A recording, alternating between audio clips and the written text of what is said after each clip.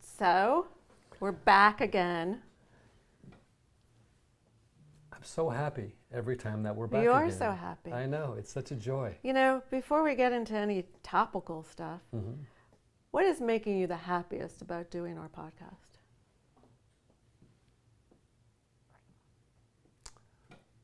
It's a great question. I'm just so happy that we are doing it together, and that you're like watching you, listening to you, learning from you. It's like it feels like so, I don't know, it's just so good. It's like how much fun, you have someone that you love that is like wicked smart and has a great heart. And so it's like half the time when we're doing our podcast, I learn a lot from you and I grow, and it feels like a win-win. And then you surround yourself, our producer, we love our producer, and we just surround with people that we care about, and it's just a joy. So, Okay. how about you? My primary reason for doing this podcast is because I love you. I thought you were begging to do it. I was never begging to do it. Fudge. This is not my thing. It's becoming more of my thing. Yes. I think I pushed back forever because I'm not really comfortable on this side of the camera. It's not what I've trained for, it's not what I've done. And we're going to be talking about inner critics today. My inner critic was like, you can't do this. You are not qualified. You're not, don't get upset, but you're not young enough, pretty enough, whatever it is, talented enough. I can't do this. And I think you probably thought that I kept saying no for different reasons, but that was my no.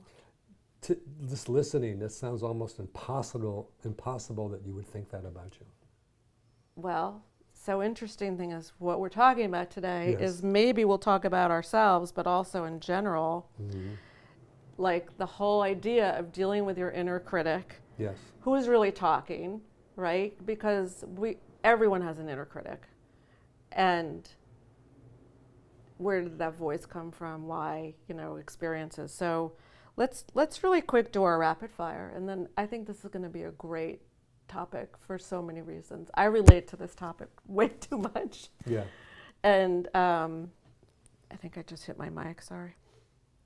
So rapid fire. Yes. Yeses and nos. Which is louder, your inner critic or your inner cheerleader? Ooh, that's such a great question. Critic. Yeah, my critic. Has your partner helped rewrite your inner story? Of course. Absolutely. Yes, very much so. Is your inner critic trying to protect you or control you? I think the inner critic is always trying to save us from ourselves. It doesn't mean that it's correct in doing that, but I think it's always trying to save us because the critic is saying, no, I know the real truth about you or about me, and it's trying to save us from humiliation, embarrassment, failure. Right. So But I think it's that. I guess it's, I think it's trying to protect you. I was saying sometimes it's just like a little demon, though. Oh, I'm not saying that it's effective and it works. Sometimes it causes more trouble than any kind of maybe value it has, but it's like... Right. It's Okay, so this is a good... Does your inner critic lie to you? It doesn't give me good information. I don't think it's necessarily lying to me, but it's giving me information that is old, it's young, it's 7-year-old Gary, it's 8-year-old Gary, it's 10-year-old Gary, and it's trying very, very, very very diligently to keep me okay, to keep me safe. Mm-hmm. And so that's why we listen to it so often, because we think it's giving us really important, valuable information that we have to know. Otherwise, we're just So like... in answering this question before we get into it deeply, because we have one more, Mm-hmm. Does my inner critic lie to me? Well, intentionally maybe not, but I don't think it's a lot of good information. I think what you just, the critic has old information or didn't read the right manual or something. Right? So, yeah. All right, wait, one more thing and then we can talk. Sure. Has marriage made you kinder to yourself? I think that I'm a great, great, great man since we've been married, because I have to be a great man to have you as my wife. But no, I mean, I think that's actually, on some level, that's actually true. Like, if you look at your partner and your partner you love and you think is terrific, then there has to be something within me. You would hope. You would hope that I would feel better about myself, my life. Yeah. Right? Not just me collectively. Yeah. Because of my partner, not worse. Yeah. So yes, you make me feel better. Yeah. But also I think that you have really helped me take a look in the mirror more. Not, well, literally and figuratively, but more figuratively, that it's so easy to be, I think women do this all the time. I'm not thin enough, I'm not pretty enough, I'm too old, I'm this, like men do it too. I think women are worse. We're too hard on ourselves. And part of it is, sure, we could talk about how we grew up, society. There's a lot of chatter that goes on everywhere about what you're expected to be. And I know you're going to bring up parents, because I know that's always a lot of the backbone of our psychology. And I've said this before. I had really good parents. I had an exceptionally great mother, and I had a good father, but I know he didn't mean to ever put me down. But there's little things I could literally go back and remember from being a little girl through in college that were said. The fact that I can even remember them means they were huge. And they left a mark on you. They left a mark. So my brother, my older brother, who's my only brother, is brilliant, like truly is brilliant. Probably has a crazy IQ, merit finalist in high school, had a great job, self-made, successful guy, and I'm the younger sister. And my brain doesn't work like his either. I'm very creative, but I'm not like a high test taker or whatever. I did fine. So I still remember my father. I got like 3 A's, 2 B's, and a C. And first thing he says is, "Why'd you get that C?" Now, was he trying to be mean? No. It's also he was super smart too. So it's just like, and then I had this brother who was like a straight A student. So it's sort of like, I think it was not mean spirited, but it left a mark. And I'm sure that's part of the reason, and you're always like, I don't understand this, that I don't think I'm stupid, but I never feel smart enough. Then I'm going to give you one more. Sorry, Dad. It's all on you right now. You were a good dad, but you were a little tone deaf sometimes, unintentionally. Kind man. College, came home, the college 15 pounds. A lot of people gain when they go to school because ice cream's good and pizza's good. And so I gained my 15 pounds at least. And I remember sitting at the dining room table and my dad says, "Wow, that's quite the spare tire you have there, Janine." Again, I can remember that. Ask me to remember half the things from every time of my life. because it crushed me. And I could count on one hand probably the number of days in my life I thought I was thin enough. Not kidding. I know I'm okay. I'm not like, Wait.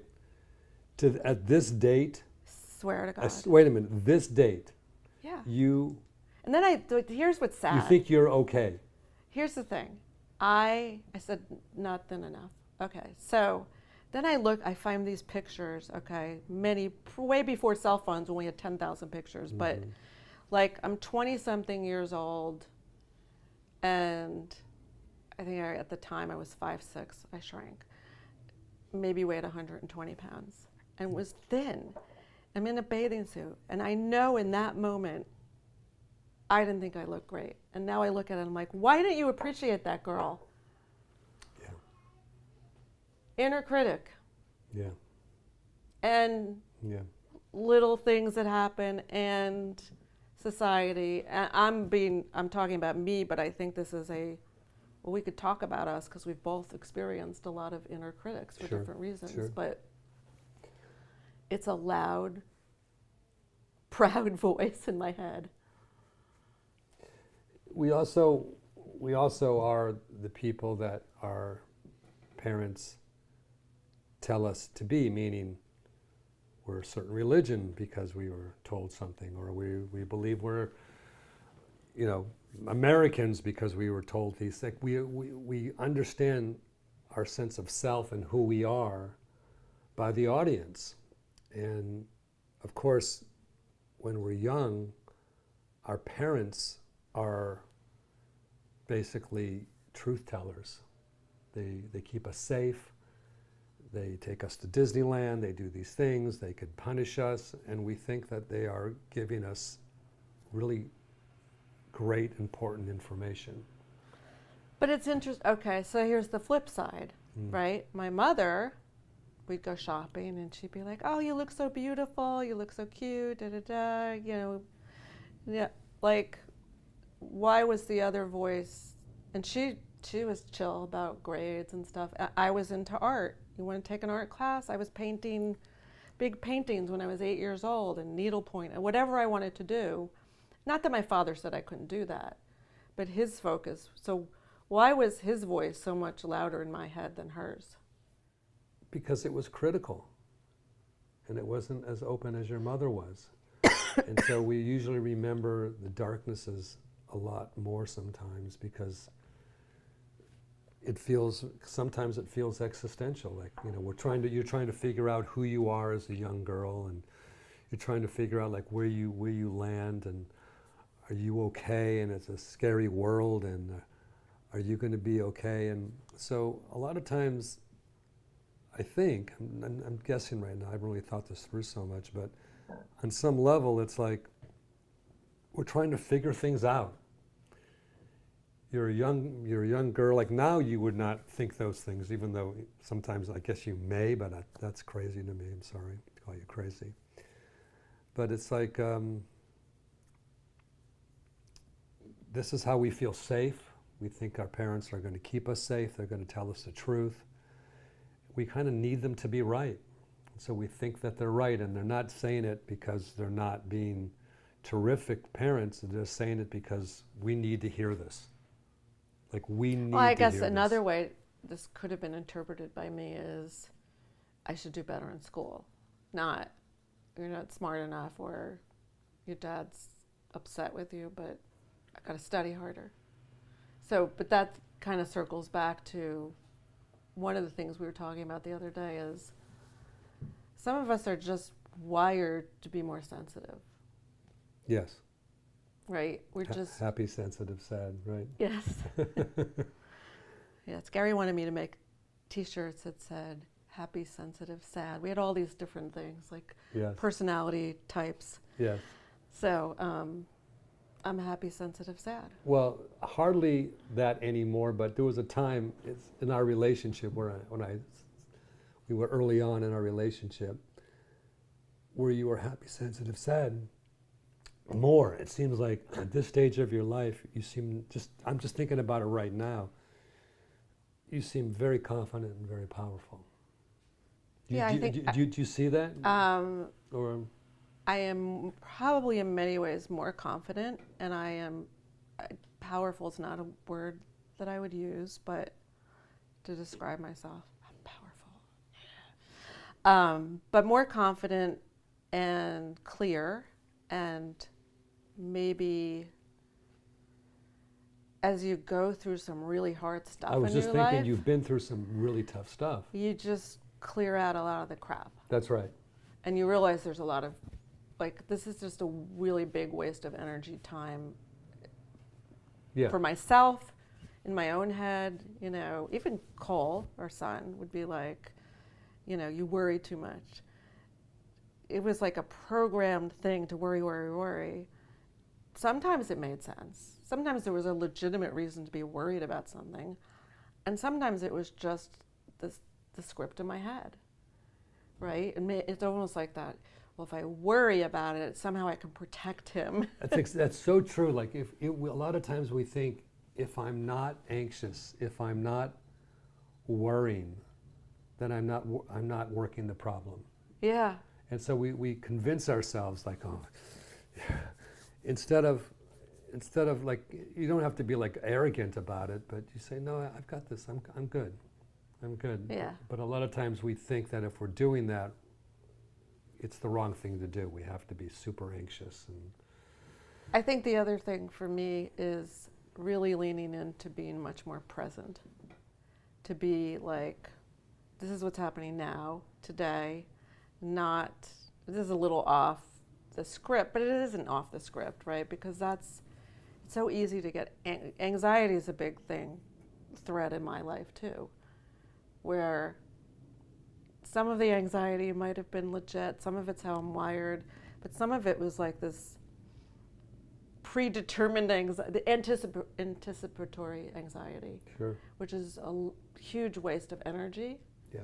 Right? You could prepare for things, but Where did that come from with you? my anxiety? Yeah. I think it's just how I'm wired. You think it's just?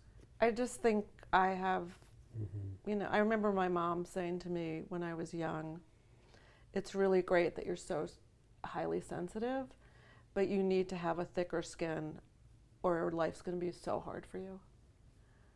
It's true. Yeah. Right? But then you don't want to not be who you are. It's I think part of what is good about me is my sensitivity and my heart, but it also gets in my way. You say to me sometimes to be more narcissistic and healthy, selfish, and it's really hard for me. I do that. I do say that to you a lot. I'm not nearly as much as I used to. Yeah. But it's a thing where it's okay to say, I'm solid. Like sometimes some people were so uncomfortable, or saying, I think I'm great. I'm terrific in these things. And right. It's hard to be that inner voice saying, I'm great. Yeah, I know. It's like we're so much more comfortable. Well, I got this problem. I'm not saying that just because you're like great in some areas that you're perfect in everything else. It's just like to say, no, I'm good. I'm like when someone says to me, where are you as a psychologist? Like, how do you see yourself in the scope of psychology and what's out there in the world? And what I say is, it's what I believe is, at my best, at my worst, I'm better than most. And that's what I believe. I may be delusional, right? I may be delusional, but I think that at my worst, I'm better than most. And that's based on being a psychologist for 40 years and having the world tell me that. It's kind of like the way I learned that I was losing my hair is like someone said to me, Gary, what happened in the back of your head? And I still remember it to this day. It was like this chill that came over me. I go, what are you talking about? He goes, you don't have any hair. I go, oh. And it's like, oh, I don't have any hair in the back of my head. I go, holy fuck. But the way I knew it is because someone told me. Okay. Someone told me, like, you don't have any hair. The reason why I think that as a therapist, what I believe, whether it's true or not, I hope it is, but whether it's true or not, it's like the world has told me that. Right. And it's like we're so comfortable poo-pooing that, and if someone says oh, okay, I'm really just, what's wrong with me? Like we're so comfortable like going there and thinking, Yeah. you know. I mean, me being a full-time artist now, Yes. talk about an inner critic that can go wild, not just me, artists, all the people I know, right? You've asked me this question a lot of times, like, you know, why isn't more of your stuff being collected? Why are you in more galleries? Why are these people doing this? Why is there a banana taped to the wall that got sold for millions of dollars? And, you know, there can be not just the inner critic, the critic and everyone else around you. And sometimes I just have to quietly go in and just know I am creating because this is what I want to do, and none of that matters. And as soon as I start to think about those things, I can't do it as well, right? Yeah. And Yeah, so yeah. you, to a degree, you want to have the validation of the world around you, but to a bigger degree, you have to have your own sense of worth. That is a hero's journey, and It's a hero's and journey. I've had a front row seat for many years, and watching how diligent you are, and how creative you are, and how committed you are. And it's one of those things where you hear about people who are an overnight success, and it's like when you get the notoriety that's going to be coming to you, people will say, "Wow, you just came out of nowhere." But it's like I've been happy to be, you know, have a front row seat to see how brilliant you are, how hard you work, how much you know, how you do the work. So it's a beautiful thing to see. I mean, it's just, I mean, in general, it's not with you, but I think when we as human beings have that fire in the belly, it's a curse and it's a. But I think there's that moment, blessing. though, like you're talking about as a psychologist, Yeah. a lot of you feels validated because people showed up. It's very true. But It's very true. that certainly could help your inner critic Yes. feel more confident. But I also think internally you reached a point of just being like, I did this. I created this. Yeah, the proof is in the pudding. And you're so good at it now. I'm not your patient, but I've heard you speak.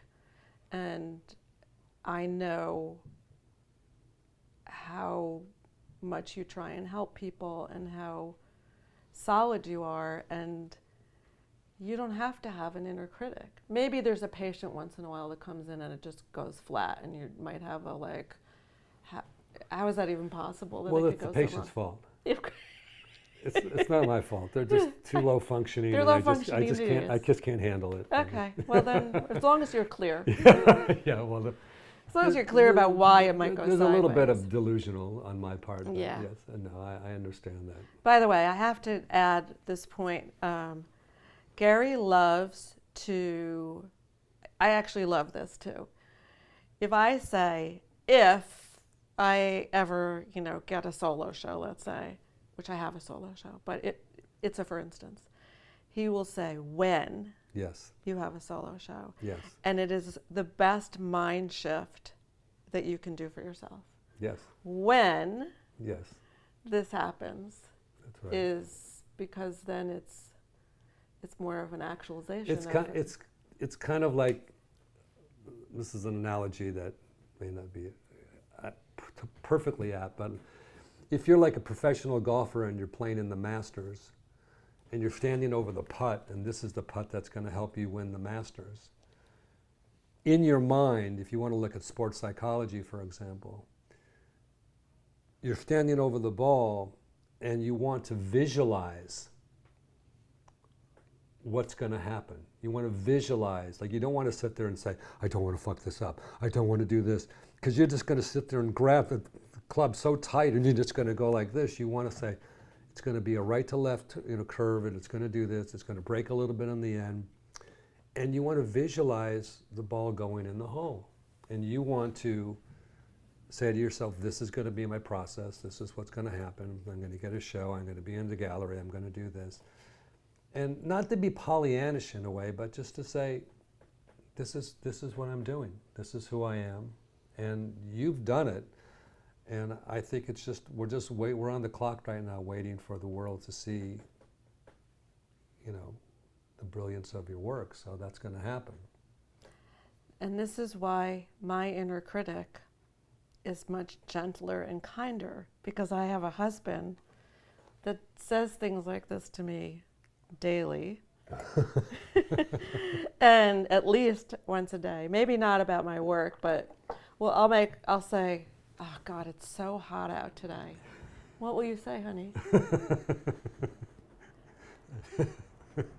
Go ahead. Share with everyone. I was thinking, you're so hot, right? Or he looks at the dog and says, just like mama. It's, yeah. So Yeah. you hear that constantly for 16, 17 years. And if you don't start to feel better about yourself and quiet your inner critic, that would be really sad. You know, it's one of those things where, like I said, I knew I lost my hair when someone told me, you know that you're amazing, because not just me, but the world tells you. Yeah, because I don't believe you. Great. No, I do. But but that's the inner critic, right? The inner critic Yes. sometimes looks at you like, you don't know what you're talking about. That's right. You don't know what you're talking about. Yeah, and a lot of times if we can go and we can catch that voice, if we could try to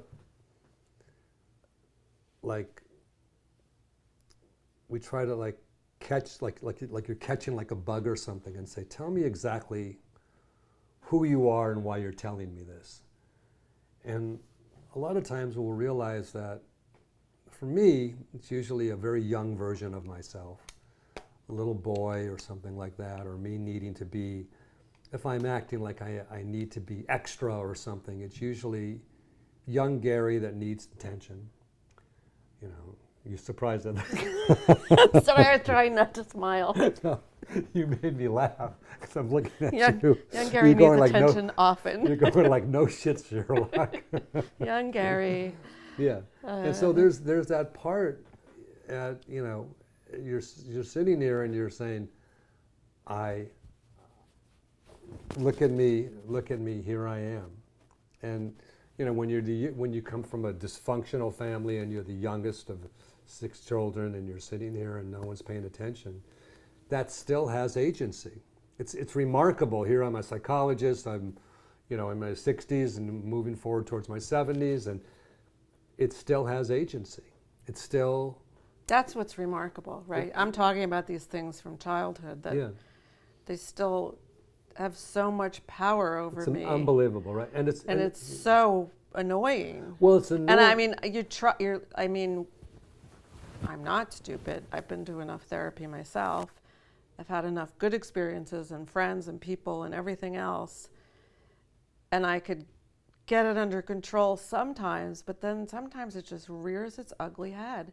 And we were talking before, like, is it just the big liar, the big lie inner critic? And it's actually kind of a truth that may not really be true, but it's not a liar. Does that make any sense at all? Yes.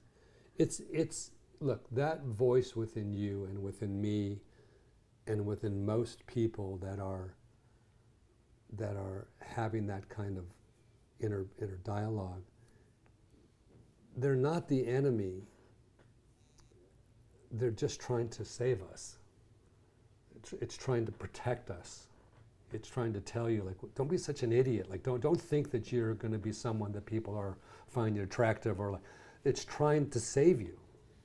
So it comes across as very destructive and mean and everything, but that version of you is doing whatever she can to keep you from embarrassing yourself, to keep you from rejection. And so when that that comes knocking at our door.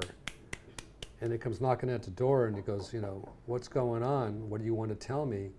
Oh, I got some important things to tell you. You're really not that good of an artist. You're really not that good of a therapist. You're really, no one's ever going to want to, you know, be with you. No one's ever going to want to marry you. Yeah, and that's when you crawl under the covers and don't do anything. That's right. And then because I had an experience the other day when I went to a gallery opening, which I do a lot. I love to go. I go sometimes with friends. I go by myself. And I went, I looked at the art. I was going to stay for the artist talk, and I didn't want to be there. And you know me, I'm social. I'll go. I don't need to. I'll talk to people I don't know. Met, yes. I don't know all that was going on with me at the moment, but I left. I didn't want to be there, and I think part of it was that inner critic again, like, why not me? I'm not as good as the people here. I'm not dressed right. I just was having a bad day. I mean, in all honesty, that doesn't happen to me very much, but it still can. It just was off. I think part of it is other things going on in our life right now that just, I'm a little off my game. And I couldn't do it. I had to leave. It was the right decision. Because if I had stayed, I would have stayed and been miserable. But I also took a pause and thought, what is going on with me?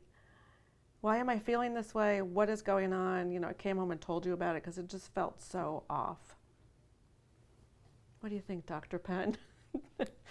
What is wrong with your wife? No, I'm kidding. Like, it's just a moment. We still can have the most horrible moments, even if we work through this shit. Look, you're an artist, right? So anyone that, you know, I work with many people in the arts, you know, work with actors and anyone in the arts, it's a hero's journey.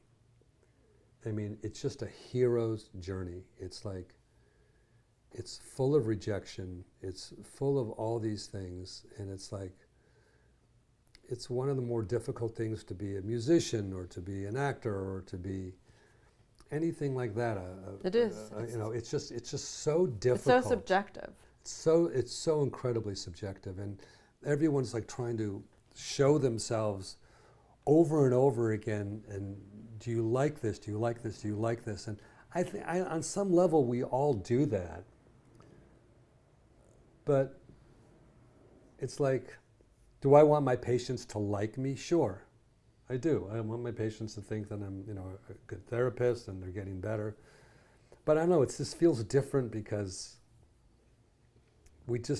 I think it just feels so important in the moment. Well, I mean, even what you do professionally is not like there are some careers and some things we could do that are very linear, right? You do something and the job is done, and you could have substantial proof of doing that. Yes. Right? Even when I was a creative director, much different because I was a creative problem solver. I would have an assignment, basically, right? A project. I'd do it. The client would be happy. It would get produced. Success. Right? Yes. You take a bow, take and a I keep knee, doing that. And yeah. 90% of the time, if you get a good reaction and you're successful, you make a good living. You make a raises, good living. Yeah. You don't have to. But when you choose something that is more subjective to other people's opinion. Yes. Right? Other people's opinion about whether or not they want to see you in a movie or listen to your song or, yeah, you know, buy your art or go to your recital. Cast me in a movie. Whatever it is. Those yes. are, but I think I know we're going way in a different direction, but who cares? I think it is a hero's journey, but I also feel like, I know for me and most of the people I know that do it, there's a calling, there's a need to, like, I'm going to create no matter what. Yes. I'm going to create whether or not I ever I try will attest to that. Have it seen or not seen. I've done it my whole life. So yes. I took a risk with your, you know, being 100% behind this of saying, I'm going to try and go all in and actually be an artist, a professional artist. Just a whole different ball game. And it's not for the meek. It's not for the meek. I will say, just a little tangential. It was one of the smartest, I don't know if it was a decision, maybe an insight, just to, when we kind of first met, for me to just to go all in on your art and everything. I mean, you know, we had a little bit, but eventually it was just like, okay, go and do it. Well, we've talked about we know what's louder. Our inner critic is way louder than our cheerleader. But our partners are good cheerleaders Yes. that can help quiet a little bit of the inner critic. And we know the inner critic can definitely seem to be a big fat liar and a demon. Has marriage made you kinder to yourself? Of course. I mean, I must be a pretty terrific person to have someone like you as my wife. I mean, think about it. It's like, wow. It's like, You are. I know. I mean, it's like I must be because like You are? Like it's like okay, so it's like one of those things. Yeah. You're a package of a lot of things, but you are a terrific person and a great husband. And you certainly have made me only feel better about myself. That's right. We know things because the world tells us. Like you know who you are because the world tells you. Right. The world tells you, but somewhere along the line you also adjust some of what you're told to the truth. I know. Not just what the world tells you. And that's the work of psychology. That's the work of self-help and trying to figure it out and trying to learn and grow. And it's a wonderful thing to work through. So that's why I love what I do. It's just a wonderful. It's kind of like it's a miracle when we can move the dial a little bit. Yeah. Well, this has been great. We got a little sidetracked a few times, but it brings up a lot of stuff, certainly for me, to talk about the inner critic. And we look forward to seeing you next time. I concur. I think I want to thank our producer, Jameson. I mean, we are lucky. Jameson's the bomb, right? He's the bomb. Like, wow. Like. Okay, we'll see you soon. Okay, till next time. Till next time.